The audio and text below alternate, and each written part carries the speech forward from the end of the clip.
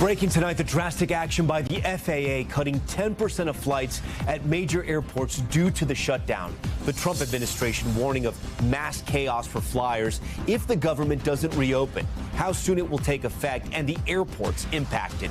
Also tonight, new dash cam video of that UPS plane crash in Kentucky. At least 12 killed, including a child. The images investigators are poring over, the plane on fire during takeoff and the burnt-out engine left behind. The mayor of Louisville joins Top Story as crews search for more victims. Democratic sweep. Zohran Mamdani barely on the radar a year ago. Now the next mayor of New York City. President Trump blaming the shutdown for the string of Republican losses last night. What it all signals for both parties. War games inside Ukraine's competition, rewarding soldiers with points for successful drone attacks. Could it be the future of modern warfare? Uproar in France over fast fashion giant Shein. Protesters dragged out of the company's first brick-and-mortar store, and why the country is now moving to block the retailer's website nationwide. Plus, Tom Brady cloned his beloved dog, so could you do the same thing? We talked to one of the scientists who helped him do it and asked him how much it all costs. Iron Woman, meet the 80-year-old grandmother competing in one of the toughest races in the world and finishing, proving age is just a number. Plus, the Supreme Court appearing skeptical about the legality of President Trump's tariffs, what it could mean for businesses. Top Story starts right now.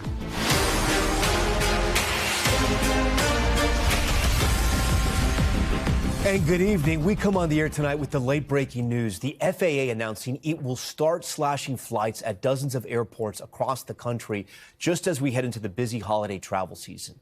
Transportation Secretary Sean Duffy warning they will cut 10% of flights at 40 of the biggest airports across the country as early as Friday. The FAA saying the longest government shutdown in U.S. history. It's causing fatigue among air traffic controllers who are currently working without pay, and that the cuts are necessary to ensure safety. The stark warning coming just in as an estimated 31 million travelers prepare to fly over the Thanksgiving holiday. And tonight, the issue of safety in our skies couldn't be more pressing. Investigators poring over disturbing new footage of that deadly UPS plane crash in Kentucky. At least 12 people have been killed, including a child, and that number is likely to rise. We're going to have more on that investigation in a moment, but first, Emily Aketa joins us live now from the airport in Newark for the latest on those flight cuts. Emily, we say 10%. Put that number into perspective for our viewers.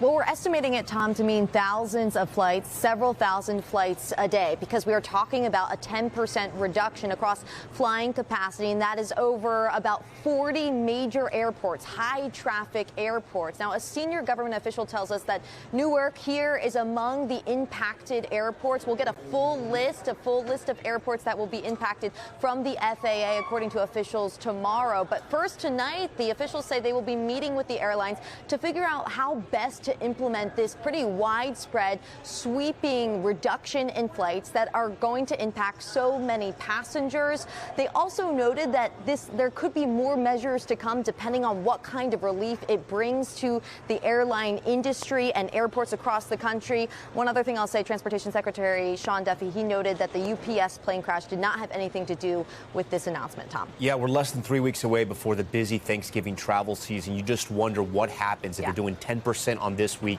as we get closer to that holiday, because already people have been feeling pain at airports across the country, including where you are in Newark. Yeah, that's a very good point, Tom. I want you to take a look, if you can, make out some of the boards behind me. Any of the orange that you see, that means delayed, because people have been seeing this uptick in delays throughout the government shutdown. Now, government officials, the transportation secretary, saying that this is really supposed to be a proactive measure, this reduction in 10% of flights, because they are trying to alleviate pressure on not only the industry, but specifically air traffic controllers, who, remember, have been working without pay throughout the government shutdown. Some officials pointing out actually picking up a second job on top of this job that is already considered incredibly stressful.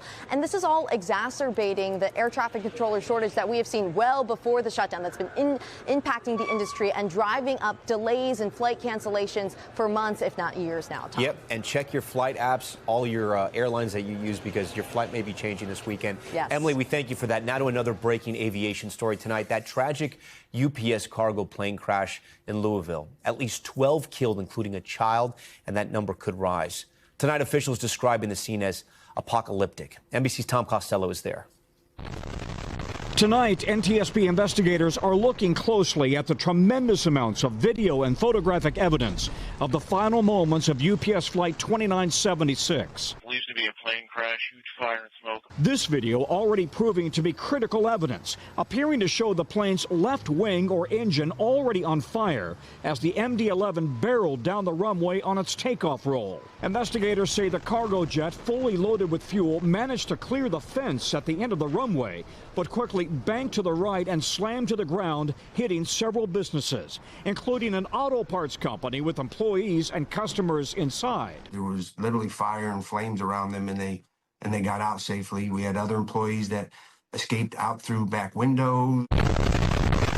The massive explosion sent flames, debris, and giant clouds of black smoke into the air. The debris field spread over half a mile. What this scene is violent. Where the plane hit, at best, is destroyed.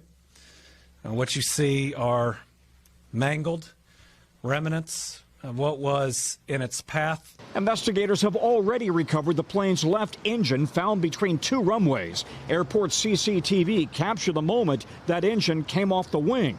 NTSB board member Todd Inman. It gives us a much better picture of what was happening before you start to see the fire and before the detachment actually occurs. Investigators have also found the plane's cockpit voice and flight data recorders, the black boxes, in the smoldering wreckage. While the fire may have been intense, it is built to withstand that.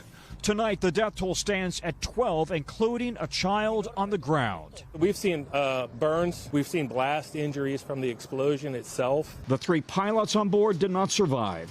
Tonight, the airport is partially open as the NTSB scours the field for evidence. Tom Costello joins us tonight from the Louisville Airport, the largest UPS hub in North America. So, Tom, you know, this was a horrific crash. I want to pick up where you left off there in the report. How are operations affected? One of the runways is out of action right now, and so that has slowed and affected some flights today here at Louisville, but they are running in and out with flights. Separately, you mentioned the UPS World Port, the largest in the world, and it handles 2 million packages a day here. Today, UPS said that it had to slow down operations here, handling operations. It told some ships not to come to work. So that means that, for example, packages with medications, with maybe something that's coming to you that you ordered online, maybe business deliveries, those packages could be affected as they try to also get their operations back up and running and as they wait for that runway to get back open again. Okay, Tom Costello on the scene of that horrific disaster. Tom, we thank you. For more on this tragic crash, I want to bring in the mayor of Louisville, Craig Greenberg. Mayor, thank you so much for joining Top Story tonight. I am so sorry for all the loss in your city it's going through right now. We just got that update on the amount of people that have died. That number is at 12. It's our understanding that you think you may find more victims of this plane crash? That's right, we do. I was just out on that debris field and saw the horrific remnants of the plane and the crash and the impact that this had. And it's a half a mile long of charred, mangled metal, some of which is still smoldering. You saw the damage. You saw the strength of the impact. You could smell it and feel it walking out there. And based on the number of individuals that have come to our family assistance center that our police department has set up to get information on families that are looking for loved ones, and based on the 12 individuals that we've already reported, we believe that this number might increase over the coming days as the investigators continue to go in a grid-like fashion across the debris field as the coroner continues to search along with the other first responders. Mayor, what's your initial understanding? And I know that the investigation has just started, but this is such a strange crash. We really haven't seen something like this in the United States in a long time. What do you understand happened here? I don't have information yet beyond what you've just reported, beyond the videos that you've just showed. I met with Tom, who was in that earlier report, who's the board member of the NTSB and is the lead individual in charge of the NTSB investigation. Met with him earlier today. He's going to continue to keep us informed, as he will families and the public, but they're taking the lead on the investigation. So in terms of the cause of why this happened, I don't have information on that. We've been focused on the first responders, the response, on supporting the families and doing what we can, you know. So, and Sean, who is also just in your a good friend of mine who owns that business. As the mayor there of the city, what did you guys do and how did you set this up? Because there are people maybe still missing. There are still a lot of questions out there. People want to know if their loved ones were hurt, if they've died, if they're still missing. How does that work in that communication structure? So immediately last night, we set up a family assistance center at one of our police department training facilities where people could come. The Red Cross was there.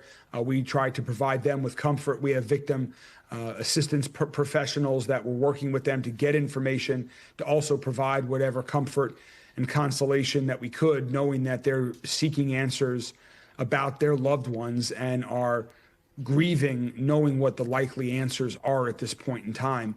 So we're there to support them. We have mental health professionals that are available to work with them and others throughout our community. And we're also doing everything we can to support all of our first responders that rushed to the scene, heroically put out the fire, and are still there on site as of a couple of hours ago when I left the site.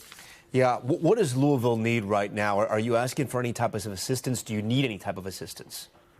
Well, there has been great coordination assistance from the federal, state, and our local level, all working closely together, whether it's with Governor Beshear, Congressman McGarvey, members of the NTSB, the entire congressional delegation has been great.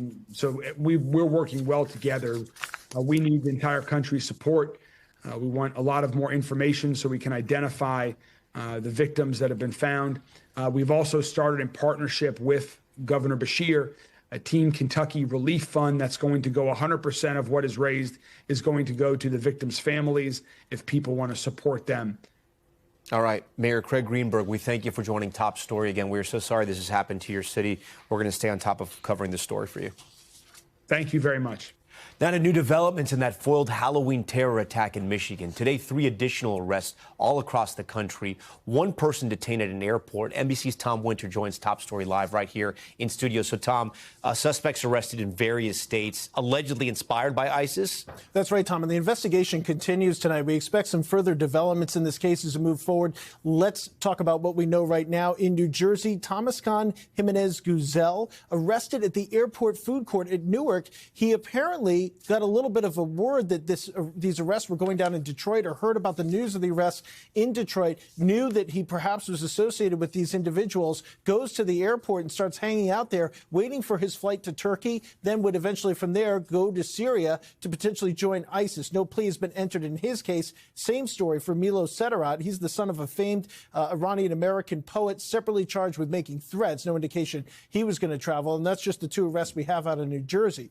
Now in Detroit, we've got a 3rd individual today that's been formally named in charge. The 2 other individuals you've spoken about previously also hit with charges of material support to ISIS. The details, the searches that law enforcement has conducted in that case, very disturbing, Tom. It reads like a hit of America's greatest tragedies in terrorism cases. They were looking up videos of attacks. They were looking up the Boston Marathon bombing, the Pulse nightclub shooting, the attack on New Year's Day that we both covered. So these are 2 investigations that are connected by the fact that they were all kind of communicating in the same online forums, radicalizing themselves, radicalizing each other. It's got law enforcement really concerned. Yeah. What are your sources telling you about the resurgence of ISIS? I mean, is it resurging? I mean, when a lot of people are going to hear ISIS, they're going to say ISIS is back? ISIS is back in a little bit of a different way than the 2014 to 2016 time period, in that 2 big concerning things here. The message of ISIS continues to resonate with people here in the West, and I'm including the U.S. and Europe in that. People are still hearing this call to action, this call to conduct attacks.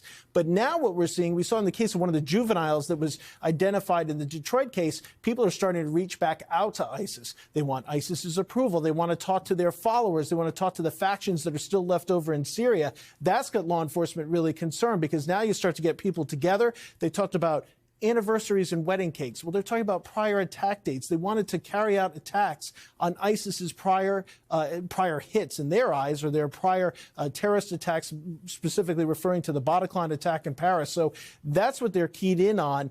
It's great that law enforcement was able to detect this, to get in there, to follow and track what they were doing. But These guys, particularly in the Detroit case, allegedly were going to nightclubs, scouting out locations. And when you look at the total amount of ammo, 1,680 rounds that the FBI has seized so far, 9 guns, a number of them, those assault rifles that you and I have talked about so many times in attacks here in this country, it's definitely got folks concerned tonight. Okay, Tom Winter, breaking a lot of news tonight on this. Tom, we thank you. We appreciate it. We're also following a series of critical wins for Democrats in last night's elections. Zohran Mamdani taking down Andrew Cuomo to become the next mayor of New York City, and a pair of Democrats winning critical races for governor. Abigail Spanberger beating out Winsome Earl Sears in Virginia. Look at that. And Mikey Sherrill defeating Trump-backed Republican Jack Ciattarelli to lead the state of New Jersey. This morning, President Trump saying the government shutdown cost the GOP. The shutdown was a big factor, negative for the Republicans, and that was a big factor. And they say that I wasn't on the ballot was the biggest factor, but I don't know about that, but I was honored that they said that. All right, with that, I want to bring in our political pros tonight. Democratic strategist Joel Payne joins us live, and Mike Dubke, former Trump White House communications director. We thank you both for being here tonight on Top Story. Joel, I'm going to start with you. Democrats are framing this as a massive night for your party, and you did get several big wins. But we're talking about Democrats winning in blue cities and states. How much can we actually extrapolate from these victories? Oh, look, Tom, I think that any political success should be met with some humility. I don't think Democrats have cracked the code on how to put back together the coalition necessarily that's going to be necessary to defeat Trump and Republicans. However, Democrats were able to tap into discontent with Donald Trump's governance and start to find their footing on an economic populism message. You saw that with Zohran Mamdani in New York City. You also saw that with Abigail Spanberger and Mikey Sherrill in New Jersey. And while those top-tier races are the ones that are getting all the attention, don't miss what happened down ballot in those states and also in other places around the country like Mississippi and in Georgia, where Democrats also had big wins that weren't expected. All right, with that, Mike, is the MAGA honeymoon over? Let's take a look at the trend we saw across the board last. Here we go. When we asked New York City voters in exit polls what was the most important issue, more than half said cost of living, and the Democrat won. In New Jersey, roughly a third of voters said the economy was most important, and the Democrat won. And in Virginia, 48% said the economy too. And once again, you know what happened here. The Democrat won. President Trump ran out of cost of living and the economy a year ago, and it carried him back to the White House, again, along with immigration and crime, which he has delivered for his supporters. But now it's being used against Republicans when it comes to the economy. How concerning is this for you? Well, I think you pointed out in these exit polls that the Democrats figured out that they needed to run less on identity politics and more on economic policy. And in this case, they were able to put together winning messages in states that they should have carried. I disagree with the president on one thing. I don't think that it was the shutdown that caused Republican losses, but I do agree with him on something else, that not having Donald Trump on the ballot did cost Republicans turnout advantages that they had in 2024. And we as a party have got to figure out how to compensate for that as we go into the midterms in 2026. Joel, I got to ask you, when you look at the Democrats who won, right, Spanberger and Sherrill couldn't be more different than Mamdani. They're ex-military, intelligence service members who are proud moderates. And Mamdani is a Democratic socialist who ran on very progressive policies. So what can Democrats actually learn from these results? Well, a couple things. One, Democrats have to reject false choices. Zohran Mamdani works in New York City. It doesn't necessarily mean he works across the river in New Jersey or across the country in Utah. He tapped into an economic populism message that worked in New York City, affordability issues related to local transportation and cost of living. That looked different in New Jersey and in Virginia for Spanberger and Sherrill. They talked about energy costs. If Democrats find candidates that match the area that they're running in, the district, and tap into issues that matter locally, they'll have success. That can look a lot of different ways. What Mamdani represents to me for Democrats is more. A bigger coalition, a broader coalition, and a different way to think about how you get more people as a part of that winning Democratic coalition that was put together in years prior and that didn't come together in 2024. You know, Mike, I want to ask you about a key voting bloc that moved towards Trump in 2024, Latino voters. Let's take a look at Passaic County, New Jersey, which has a Latino population of more than 40%. And so a year ago in Passaic, these were the results. Trump flipped the county and beat Kamala Harris there by 3 points. But take a look at last night, right? The latest results show Mikey Sherrill winning Passaic by 50 points. That's an 18-point swing for Democrats. Sherrill also won Latino statewide in our NBC News exit polls. Are you concerned at all that the Republicans are slipping with some of those Latino voters and key coalition members, right, that helped you guys win the White House? Well, again, I think you have to be, and this goes back to my original point that not having Trump on the ballot did affect some of this turnout for the Republican candidates. But again, when you're looking at national issues versus some state issues, and I think Joel's right here, that they found individual issues in the states that mattered. The curiosity for me is going to be how these Democrats, these varying Democrats, will live together as they try to craft a message for 2026. And I think Republicans are more unified, and that's the one good thing we have going for us as we approach the midterms. Guys, real quick, because we're running out of time here, I'll start with you, Mike. You have a year left. Can President Trump turn it around on the economy and the cost of living? Is there enough time? I think there is enough time on this. And, the one good thing that we've had going for us that's kept inflation down is that the cost of transportation has been down because of gas prices. And so if the president and the party focus on bringing down those other household, the eggs, the milk, the meat costs, along with lower energy prices, I think they've got a great message here. And then we'll see what happens with tariffs with the Supreme Court. Joel, it's been stubborn since the pandemic. Can the president get a handle on inflation? The American people see a distracted president. He's focused on political retribution. He's not focused on making things cheaper. If that continues, the American people will continue to punish Republicans for not doing what they said they would do in 2024. Joel Payne, Mike Dubke, great conversation tonight. We thank you for being here. We want to head overseas now to Gaza because we have a rare look inside the war-torn enclave. Our Matt Bradley embedding with Israeli troops bearing witness to the utter devastation for the first time since the ceasefire deal was reached. Let's take a look. Tonight, everywhere you look, the destruction in Gaza is overwhelming. This is the Shujaiya neighborhood in ruins. This is my first time visiting and seeing this destruction close up since the ceasefire. Israel's military took journalists into Gaza on the condition that we not show the military facilities or faces of most military personnel, for what the IDF said are security reasons. The devastation can be seen from space. This was that neighborhood before October 7th, this after 2 years of war.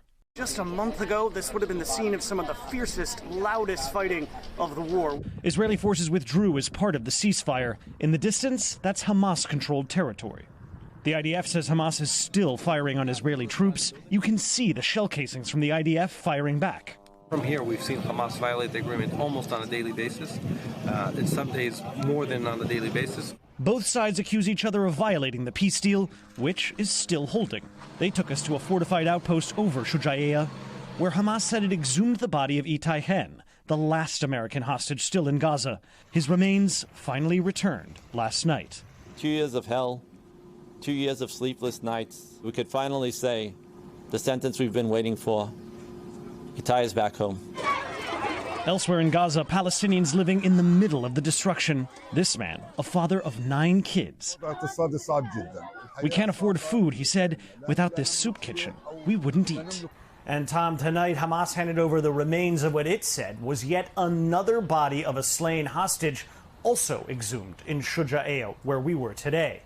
Also, Reuters is reporting that the United States is preparing a resolution to present to the United Nations Security Council that would make official plans for an international security or stabilization force that would govern, in the interim, the Gaza Strip parts that are now currently being run by Hamas as Israel continues its withdrawal. Tom? Matt Bradley for us. Matt, we thank you. We're back in a moment with the desperate search for a missing 9-year-old girl. New images showing her dressed up in a disguise with her mother. What we're learning from investigators. Plus, a shocking moment in Mexico caught on camera. The country's president groped while out in public. The charge tonight. And new backlash over the fast fashion giant Shein. Why protests are erupting in Paris as the company opens its first physical store.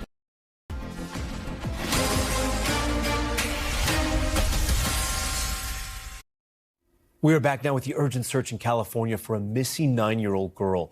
Authorities say newly released images show the child and her mother in disguise wearing wigs while on a road trip across state lines just days before her school reported her absence. Here's NBC's Steve Patterson. Tonight, investigators piecing together a scattered puzzle now spread out over several states, hoping it leads to the safe return of 9-year-old Melody Buzzard. We're getting closer and closer to figuring out where Melody is today. Buzzard, last seen during a road trip with her mother nearly a month ago. Officials say this image shows mom Ashley Buzzard and her daughter in disguise, both appearing to be wearing wigs days before her school reported her missing. Authorities describing Ashley as a key person in the investigation, not a suspect, adding she's not cooperating. At this point, Ashley has not been able to provide us with a plausible explanation as to where Melody is. Or where Melody was. Detectives confirmed Ashley Buzzard left California with her daughter on October 7th, driving a white Chevy Malibu as far as Nebraska. On October 8th, authorities say the car's license plate was switched from California to New York. Detection. Melody was last seen on October 9th when surveillance video captured her near the Utah-Colorado border. The following day, Ashley used this route to drive home to California, arriving with no sign of her daughter. We think that somebody might have taken notice of a child wearing a wig or a child wearing a wig with a hood pulled up, because it's not something that you see every day. Steve Patterson joins us tonight from Los Angeles. Steve, you look at that map you had there in your story, and I mean, this case seems to span several states, a lot of ground. Talk to me about the scope of this investigation and where it goes from here. Yeah, Tom, the scope and the search is sprawling, crossing, as you mentioned, multiple states, California to Arizona to Utah. And tonight, the FBI says it's casting a wide net, not only assisting with the investigation, but reaching out to the public for anyone with information, especially in any of those states. Tom? Okay, Steve Patterson for us. Steve, thank you. Still ahead on Top Story, the fate of President Trump's trade tariffs now in the hands of the Supreme Court. Plus, new body cam video from the crash that unleashed those research monkeys into the wild. But first, Top Story's top moment, and an 80-year-old named Natalie Grabo became the oldest woman to finish the Ironman World Championship. You heard me right, Ironman. And get this, the grandmother only learned how to swim at the age of 59. And now she's competing in a triathlon. Grabo's so excited to complete the race, she took a fall on the way to the finish line. But here was the moment she got right back up. After the wrap, she comes. Come on, everybody, can you scream? Can you scream louder? There she is. Giant Ripple is there. Natalie Grabo, you are an Ironman. 80 years old. Grabo completing the 2.4-mile swim, 112-mile bike ride, what? And 26.2-mile run in less than 17 hours. Are you kidding me? Wow. Okay, stay with us. More news on the way.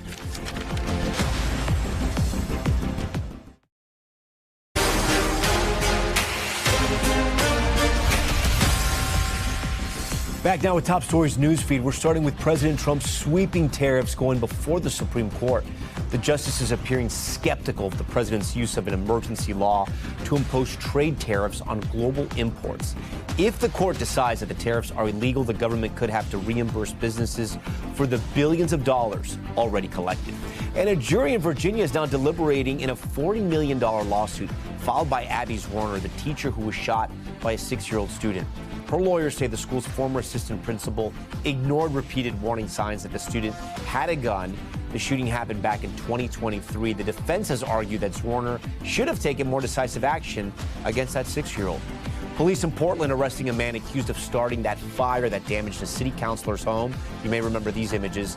The blaze broke out last month, ripping through several cars and a carport. Investigators say it was not a targeted act of violence. They say the suspect went into a shed near the councilor's home and lit a small fire that eventually spread. And police releasing body cam video from that crash in Mississippi, you'll remember, that left multiple monkeys on the loose. Footage showing the cages scattered near the cargo trailer. You remember this? You can see one of the monkeys running across the street there. Yikes. Desperate, Deputies talking with passengers and later loading a gun. One monkey is believed to be still running wild out there somewhere in Louisiana. Now to the Americas. Mexican President Claudia Sheinbaum saying she's pressing charges against a man who seemingly groped her and tried to kiss her in the street. You're going to see the video. The encounter, which was captured on camera, now sparking outrage in Mexico and around the world. Here's Ellison Barber with more. A stunning video. The president of Mexico, Claudia Sheinbaum, kissed and seemingly groped near the presidential palace. A man approaches her from behind and appears to put his arm around her shoulders before leaning in.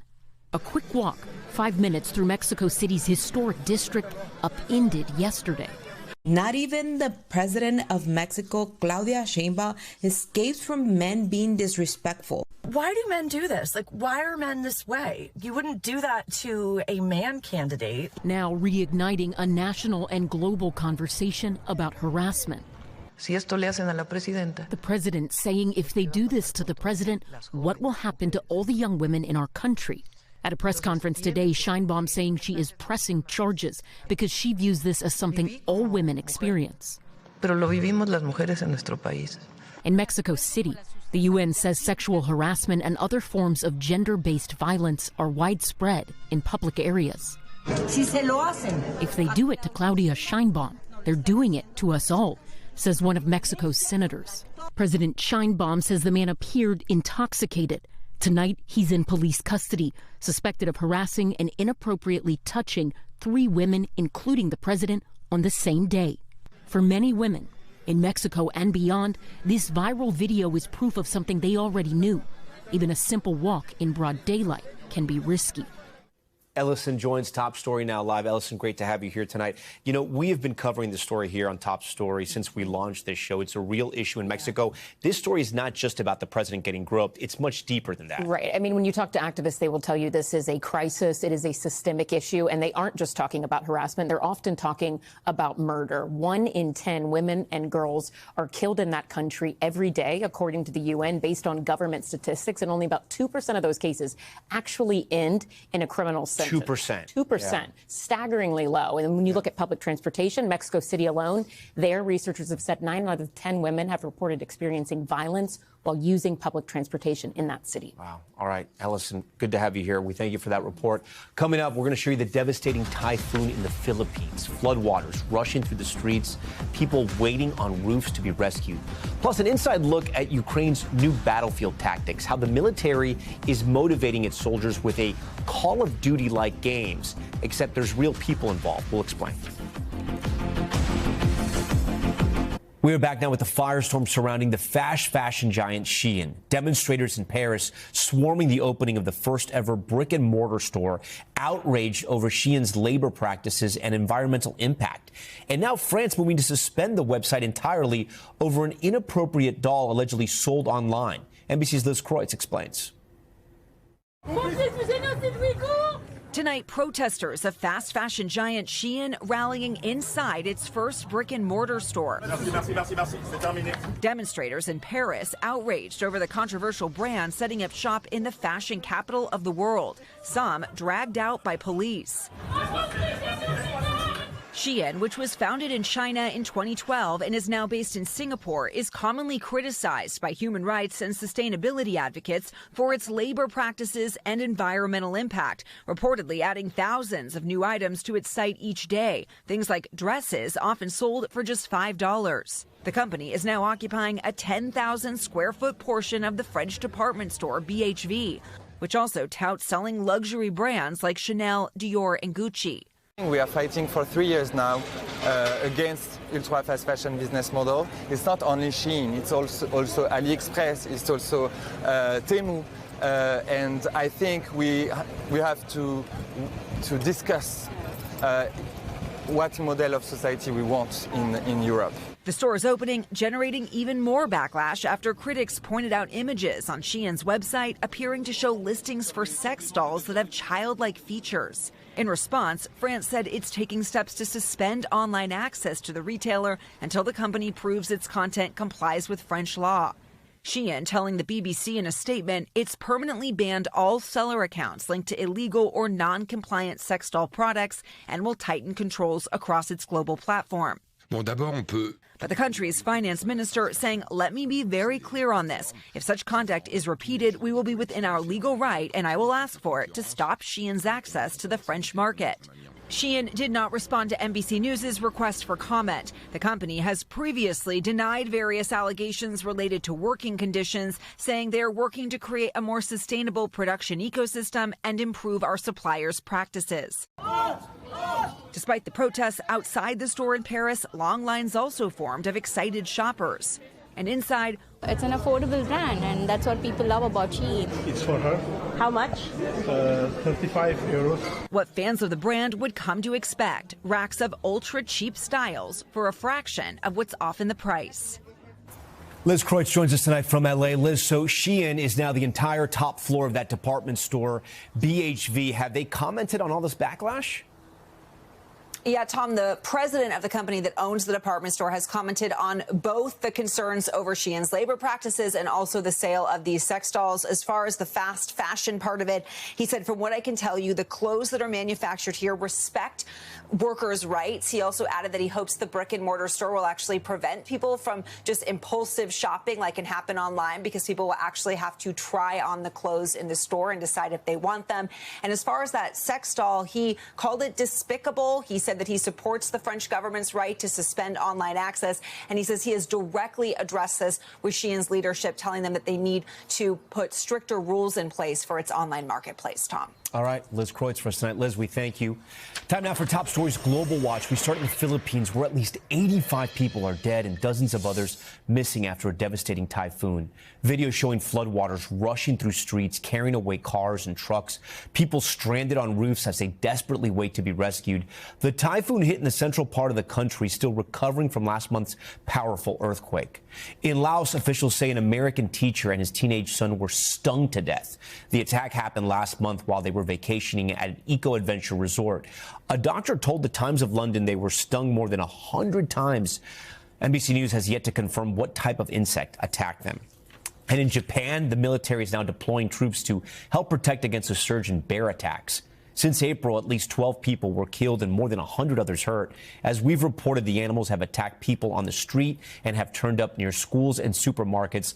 Officials say troops are setting up traps for the bears and won't be shooting them. Next tonight, it's like Call of Duty, but with drones, and the impact is very real. Ukraine's armed forces turning the war with Russia into a dark game to motivate its soldiers as the war drags on into its 45th month. It's a headline we saw in the New York Times, the paper reporting that drone attacks on Russian military targets can earn troops points in an online system. Take a look at this. Wounding a Russian soldier, 8 points. Destroying a tank, 40 points. And the jackpot, using a drone to capture a Russian soldier alive. That's worth 120 points. These points then redeemable in an online Amazon-style store that sells everything from surveillance drones costing only a few points to larger drone systems packed with explosives costing up to 50 points. Here with more, the New York Times reporter behind that article, Kim Barker, who joins us tonight from Ukraine. Kim, thanks so much for talking to us. This was a great story. You know, it is a point system complete with an online leaderboard. The top unit this month, the 414th Infantry Brigade, one of the first drone units organized in Ukraine at the start of this war. How did they figure out that this would motivate soldiers? I mean, I don't know that they knew that it would in the very beginning, right? I think they were trying to come up with a way to motivate soldiers. We're in the 4th year of this war. It's been going on since February of 2022. And I think that they were just trying to come up with a way not just to motivate soldiers, but to reward the units who are really good with drones. And it feels like a little bit, I mean, I was shocked when I heard about it, right? Like when you first hear about the idea of like awarding points for, you know, essentially killing someone or destroying a tank or whatever, it feels very much like Call of Duty or like a video game. And do you think because of sort of that video game background, some of these drone operators, maybe in their generation, they grew up playing these games, I don't want to say it changes the war for them, but it makes it more interesting, and I'm not even sure that's the right word.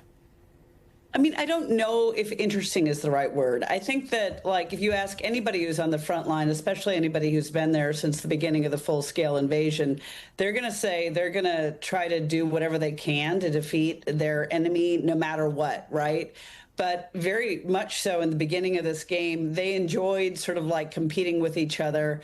The newness of the game, I think, was a motivating factor, and, you know, having chat groups where they're like, no, that was our target. No, we got that first. But, you know, as an outsider looking at all of it, it feels very much like gamification of the war, which is why we did the story. And I guess the idea of making it interesting, I guess the word I used, because of trying to motivate these people after so many years of this endless war where so many lives have been lost. Ukraine has already changed the reward system to prioritize attacking individual soldiers. Your story noted, quote, I want to read here, when the competition was introduced, the death of a Russian soldier earned only 2 points. In October of 2024, that increased to 6, which was doubled in May. Are these drones enough to turn the tide of the war, or just enough to keep the larger Russian army at bay? I mean, that's a really large question. I think right now what you're dealing with in Ukraine is a large, wide, frozen front line. It's called a kill zone, right? Using the word line is even like a misnomer. It's not correct. It's more of a like smudge. It's a gray area because drones control so much of it. So you can't really move in there. You can't have equipment moving in there. And you've got like Russia pushing and pushing and pushing and trying to send these units of like 1, 2, 3 soldiers across. And if they can like get through and if they can sneak past the Ukrainian lines, then they can attack. But I think what you're going to see in this war going forward is more of the same. Russia making these incremental gains, sacrificing a lot of lives to do so, and Ukraine trying to hold the line unless something changes, unless they get some sort of like help, more help from Europe or from the United States.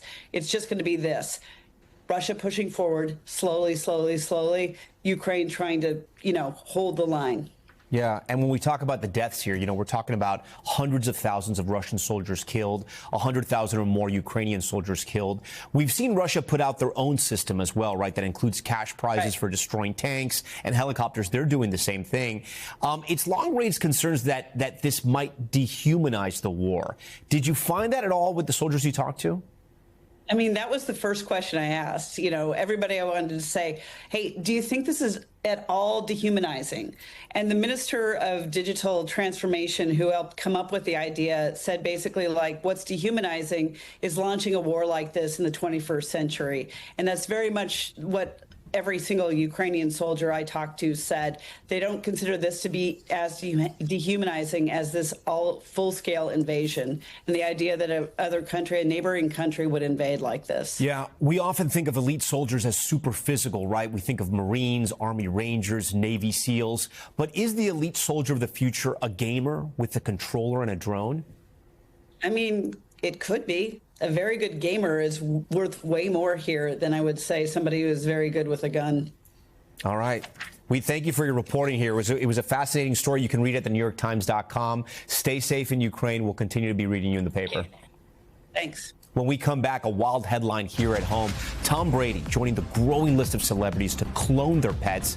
We'll talk to one of the scientists who helped them do it. Stay with us. We are back now with NFL legend Tom Brady announcing his family dog is actually a clone. Take a look at this. On the left is Brady walking his beloved dog Lua, who passed away in 2023. And on the right is Junie, Lua's replica. But this isn't the first time a celebrity pet has been cloned. Paris Hilton and Barbra Streisand have both taken advantage of the innovative DNA technology. The companies responsible for the cloning are Viagen and Colossal Biosciences, which was also behind the viral resurrection of the dire wolf. Joining us now is Andrew Pask. He's Chief Biology Officer at Colossal Biosciences. Andrew, thank you so much for joining us tonight. So first, can you walk our viewers through this in as simplest terms as possible? Yeah, so the cloning process, you can take blood from your beloved pet. You can also do this from endangered species. It's the same technology that we would use to help bring back extinct species as well. And then you can actually derive cells from that blood, and you can use that to then generate a whole nother living copy of that animal through this process of cloning. And Viagen, the company which Colossal has just joined forces with, is really the best company in the world at being able to use this technology to recreate both people's pets, but also critically endangered species and bring them back as well. It really is an incredibly powerful technology for really helping rescue a lot of species on our planet and for recreating some of these beloved animals. On the issue of DNA and people's beloved pets, do you need hair, blood sample? I mean, how does it work? Yeah, so you can do it from skin samples, hair samples, blood samples, anywhere where you can get a living cell, and then you can use that cell to then make a full other copy of that animal. But any cell will do. That's pretty incredible. So Tom Brady approaches your company to create his new pet. He talked to people about this. How did that come about? Yeah, you know, I think this was an animal that his whole family felt really deeply connected to. He has connections to Colossal Biosciences already. He knew that we were doing this kind of work. And so when that, before that beloved pet died, he had actually collected some blood. So we had this cellular repository. We had the material that you needed to clone it. And then the decision was made, you know, at some point after that, that they really would love another of that dog to be back and join their family again. I think, you know, yeah, the dog is genetically the same, but what about the personality?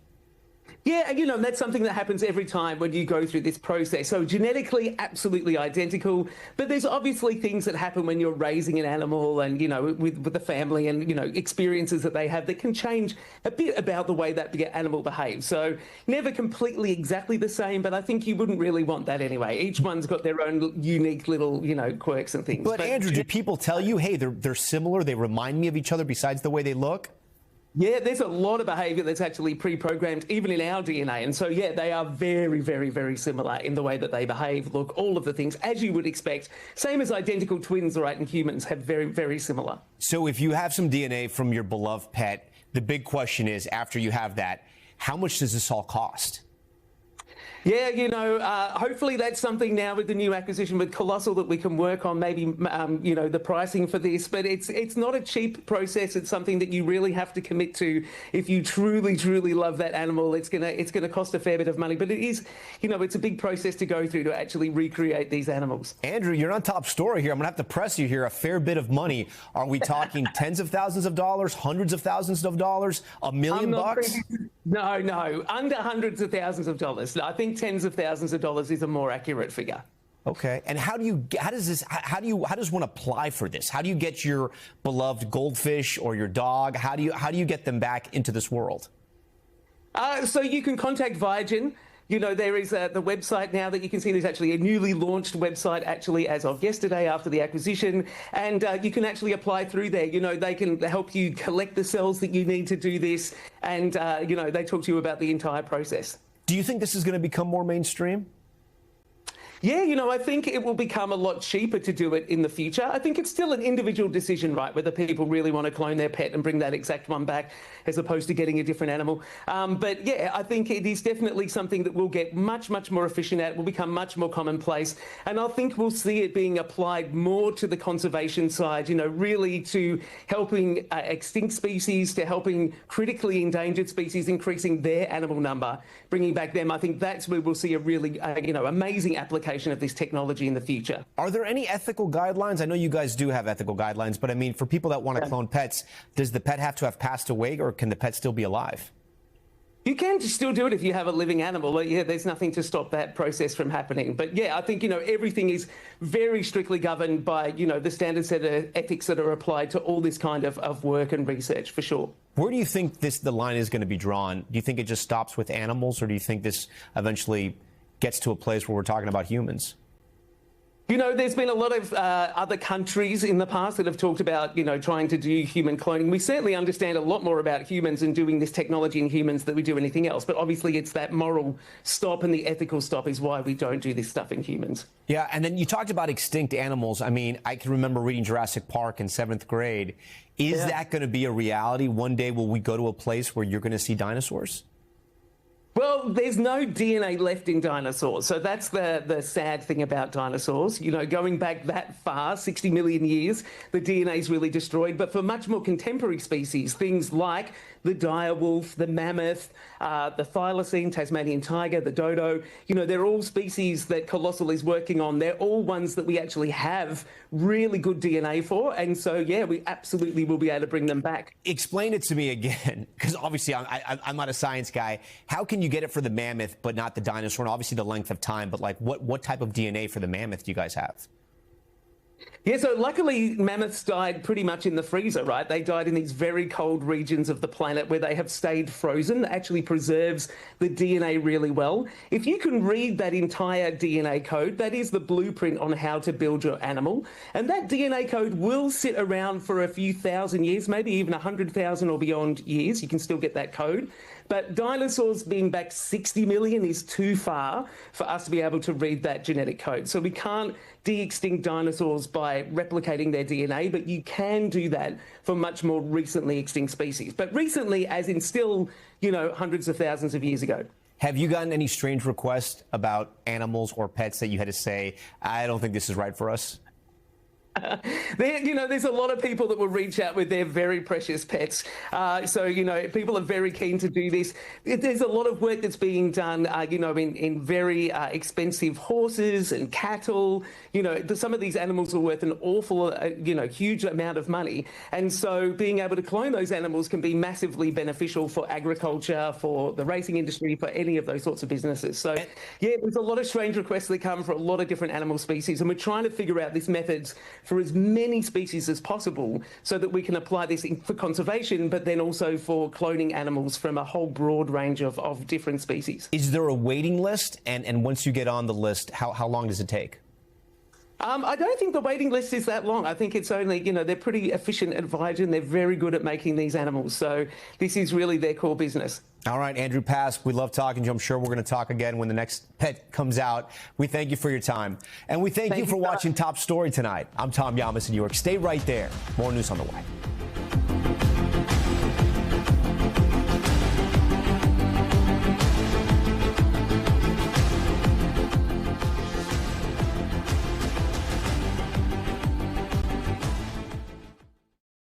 We thank you for watching, and remember, stay updated on breaking news and top stories on the NBC News app or watch live on our YouTube channel.